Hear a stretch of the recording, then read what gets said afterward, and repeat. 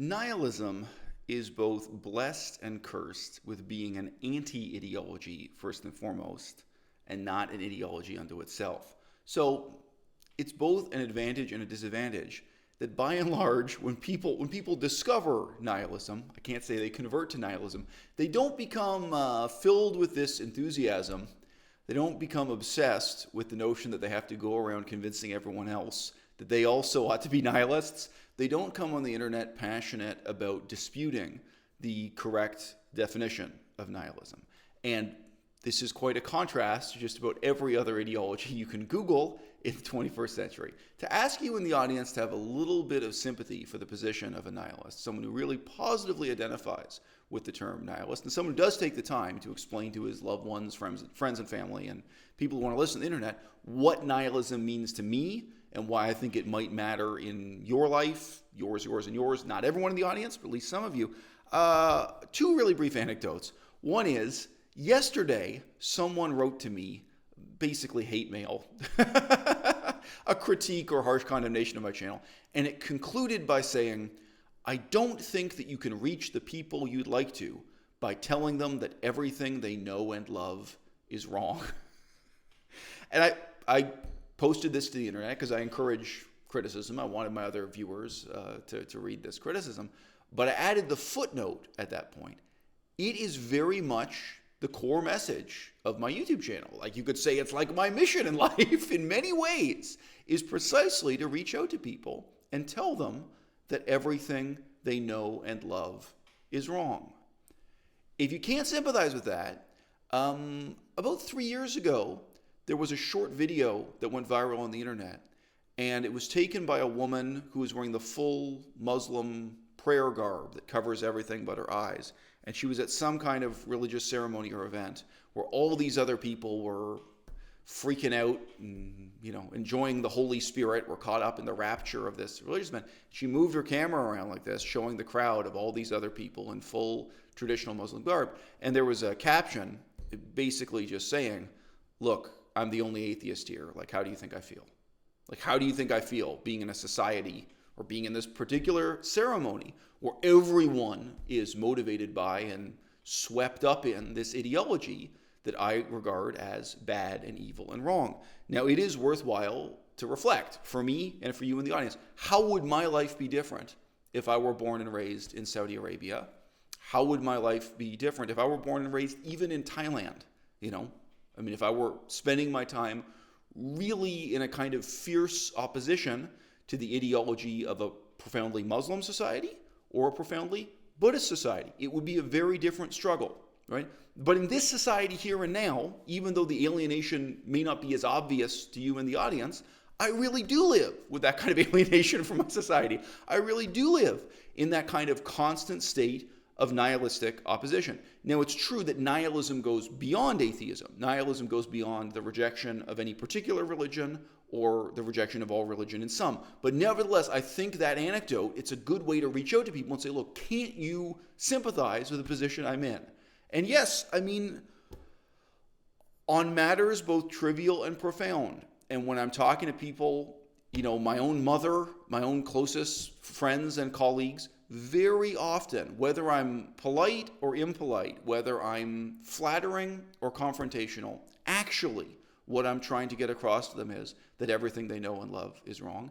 And if you have friends or relatives who are Muslim or Mormon or Orthodox Jews, you also may have this experience. And whether or not I'm compassionate or whether or not I'm well-spoken or charismatic in getting that across, that actually is the fundamental situation. Right or wrong, that's my struggle, right? So let's be honest about that. Let's be honest about that as nihilists. And if you people are ideologues, why don't you be honest about it in terms of your own ideology? Most people who encounter nihilism, personally, subjectively, individually, do encounter it as a liberating ethic, as a liberating new approach to how to think about their own lives in the world. I saw a kind of tragicomic example of this here on YouTube. There was a YouTuber who was a left-wing anarchist or anarcho-communist. And like a lot of those people, he spent most of his time defending the ideology I can't even say really discussing philosophy. It's really about defending your own ego, in as much your ego is attached to this abstract word.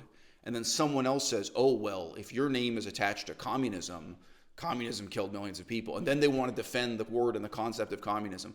Oh, no, you didn't define this word correctly, I did. And again, as I said at the opening of this video, it's both a blessing and a curse for nihilists that by and large, most nihilists, once they kind of get the message of nihilism, they don't spend their time. They don't even spend their time doing academic debates at universities about like what's the correct definition of nihilism. Whereas, whether you're a communist or a Catholic, you spend your whole life trying to define this ideology and try to redefine the terms and re-examine the history and examine your own human heart and examine the sacred text. The ideology can never be pure enough, and you yourself can never be pure enough in the eyes of the ideology. This becomes your lifelong burden. Most nihilists kind of respond to this being like, oh, okay, I get it. That's not the meaning of life. I have to actually direct all my focus and energy to me leading a meaningful life. And my meaningful life is going to be about me and what I can do. It's not going to be about my life being in service to a church or a political party, or what's much more slippery, it's not going to be in service to an abstract idea like God itself or Catholicism itself or communism itself or what have you. There was this YouTuber, and he used to be a left-wing anarchist, and suddenly, in his relatively old age, he discovered the philosophy of Max Stirner. So Max Stirner, for many people, is kind of a gateway to nihilism. And he had this epiphany. He had this sudden realization that the point of life is not coming on the internet and defending and contesting these political ideologies. He came to the conclusion that what really matters in life is how you live it. As he put it, daily practice, what you actually do with your day, he suddenly realized really matters. And being in touch with your own creative nothingness, where he's basically directly borrowing Max Stirner as transcendental. Like, he realized that what he really wants to do is be a creative, highly motivated person who's making the most out of every day and making the most out of the next 5 years of his life, that he has to work on leading a meaningful life himself and a productive and creative life, a unique life. It's a real Stirner term, putting a lot of emphasis on your uniqueness, right? And that really, he had been completely wrong for the last several years of living his life in service to these ideologies, okay? Now, as I say, it was kind of tragicomic. If you know the philosophy of Max Stirner, watching that particular YouTube video, I have to admit, was kind of laugh out loud funny. But nevertheless, this is also an anecdote that illustrates the blessing and the curse of what nihilism is for people, I think kind of both subjectively and objectively. Okay? So I'm going to run down here what I think is most important about the universal definition of nihilism. What nihilism means in each and every case for all of us, regardless of the particular ideology it's negating. More on that in just a second. And then I'm going to talk very briefly about the subjective reality, which is what most of us care about. It gets short shrift in this video because I don't want the video to be too long, okay? And you may ask, how is it possible there's something universal about nihilism? Isn't it just the case that some people living under communism in the Soviet Union negated communism? They rejected communism. They were critics of communism. They discarded communism. And then they took the next step of kind of discarding all ideology. And then that became one form of nihilism. And meanwhile, in the Muslim world, some people are going to reject Islam. In the Hindu world, some people are going to reject Hinduism and take that next step. So it's not just the critique of a particular belief, but is the critique and rejection of all beliefs. Why would that lead to something universal? I think it does. And I think it does in the same sense that the numeral 0 is universal. Regardless of the language you speak, every language in the world has to have a word for 0, no matter how the concept of 0 was discovered or how it may be written in different notation systems, different languages. It's written differently in Chinese than it is in English, so on and so forth. Still, if there's one thing we have in common, it's nothing. The 0 that's at the base of nihilism, both as anti-ideology and as a positive ideology, I think it is something universal, even though people discover it in different ways and do different things. Okay? Nihilism of one kind or another, and I'm reading text here, which is rare on my channel. Nihilism of one kind or another can arise at any time in any historical context. However, the setting that nihilism arises from will give it distinctive features, both as a private personal philosophy and on a larger scale that it might operate on. So, for example, nihilism could operate on the larger scale of a group of authors, a group of artists, could be 15 people, but it could also be a political movement. It could also be an organization that's trying to destroy the Catholic Church. It could be a specific negating political, social, religious mission that's on in a different context. But obviously, it could just be one person alone reading Max Stirner, one person with a YouTube channel. It's easy to imagine that someone who rejects Hinduism ends up discovering nihilism only to articulate a philosophy that's completely different from someone who grew up in Eastern Europe before 1989 and who was primarily concerned with the critique of totalitarian political ideology in their own process of discovering nihilism. All right? In these first few words, we've hinted that there's something worth explaining here. What do we mean in assuming that there is one thing called nihilism? And different people can discover this one universal thing in different cultural contexts independently, regardless of the particular set of ideologies or beliefs that they're negating. Then, moreover, what do we mean by saying that nihilism can nevertheless be significantly different in different times, in different social settings? All right? And then we have to ask the question of whether or not it's useful to speak of new nihilism in contrast to old, and perhaps your nihilism in contrast to mine. Right? Subjectively, the experience of nihilism is a critique of belief that goes beyond complaining about a particular ideology or belief system to ultimately reject belief as such. The opposite position commonly espoused in American culture is that belief itself is virtuous, and that being a believer is an important part of being a virtuous person, even if people disagree on the particular beliefs. In this sense, a Catholic can approve of the faith of a Hindu, even though they believe in different things, because they recognize common elements of belief. And this is very common if you study religion or know religious people. It's very common to meet someone who will tell you that even though they personally are a Catholic or a Lutheran, whatever their religion is, that they can still recognize the validity of what Muslims are doing or Hindus are doing, some rival group, because they recognize that prayer is still prayer. Some abstract notion that they still recognize that this people in a rival religion, they are in some sense abasing themselves before a superior being. They'll articulate to you what they feel all religions have in common, or at least 2 or 3 religions have in common, right? And they will affirm that faith is something they value about being a good person themselves, and then they can discern that in someone else. I don't know how many Christians can recognize that in communists, or vice versa. So it doesn't bridge across all ideological gaps. But nevertheless, the common delusion that faith is virtue, or even that all virtue relies on and derives from faith. This binds these things together in one category, right? So Catholics, Hindus, communists, they hallow a similar process of thinking. They have a parallel sense of sacredness, self-sacrifice, prayer, purity.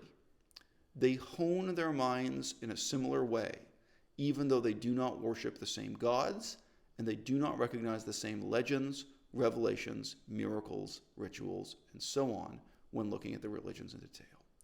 The good Hindu may easily praise the Catholic for being a believer, and in doing so, the Hindu approves of himself also as a believer. The positive value of belief is upheld as something unrelated to the particular thing being believed in. Right? So the subjective experience of nihilism results from the rejection of these assumptions. Belief ceases to be a virtue. That's what I'm asserting here as the universal 0 point of what all forms of nihilism, new and old, yours and mine, anti-clerical and anti-communist, what all forms of nihilism have in common. All right? The process of training oneself to live in a state of pious ignorance becomes suspect or even loathsome once you have rejected this assumption that believing is virtuous. The enthusiasm for sacred concepts or even sacred people that believers train themselves to feel starts to seem childish or insane from the perspective of a nihilist. Whether we regard this new attitude as shallow or profound is immaterial. My point here is that it has implications far beyond the critique of any particular religion or any particular ideology. With this change accomplished, a nihilist could not possibly reject the Catholic faith to then accept the Hindu faith. And this is an important point.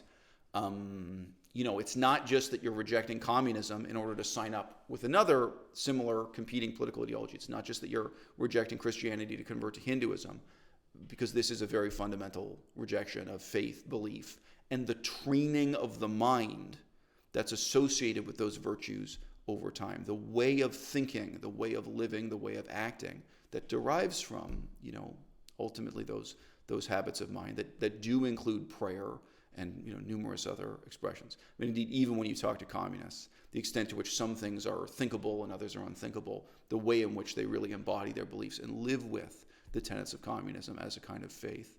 If you spend time around communists, that also will soon enough become clear. Okay. Does it matter that there's a difference between old nihilism and new, your nihilism and mine?